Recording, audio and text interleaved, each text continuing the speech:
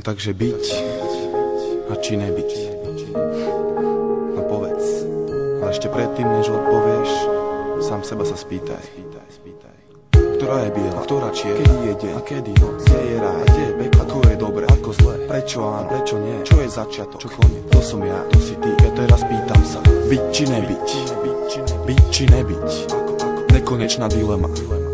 Presne tá, ktorá je tu odjak živá, prežíva aj naďalej v nás nájsť dôkaz. Zaraz za čas objaví hlas, ktorý zahalí ťa otázkou. A to je sieť, z ktorej cesty späť nie. Ty preto odpovedáš a podľa odpovede dostávaš karty a hráš. Smer si vyberáš, pričom priama a široká je cesta, končiaca peklom a úzka a kľúkatá je tá, ktorá smeruje za svetlom. No a keďže ani minca nepadá na hranu, preto aj ty musí zvoliť svoju stranu, len tebou vytvorenú a tiež tebou zastávanú.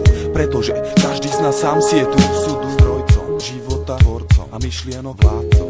Druhý môže ti byť radcom alebo zradcom, pretože tu každý má to svoje, no a väčšinu absolútne nezaujíma tvoje. To sú presne tie zdroje, kvôli ktorým život predstavuje neustále boje. A to nejsú iba moje paranoje, ale obrovské bludisko, východisko blízko. Ja neopustím boisko, pokým ty sám pravdu nespoznáš, neuznáš, že to, čo rozdáš, daruješ, patrí ti viac ako všetko, čo zoberieš. Ale aj tak vždy len podľa seba vyberieš, sám dileme odpovieš. No a preto je svet presne taký, aký si ho vytvoríš. No a tak mal by si to už konečne začať chápať, oči si otvárať a od zaboru klad rozoznávať a ľudí od ľudí rozpoznávať. Keď tak učiníš, zistíš, že klopeš na dvere a pritom len ty sám máš kľúč. No tak sa vo viere daj po smere k vyššej sfére, s odvahou, s ktorou svetelný lúč vybere sa hrdo krutou temnotou v každej jednej diere, v každej jednej diere, v každej jednej diere.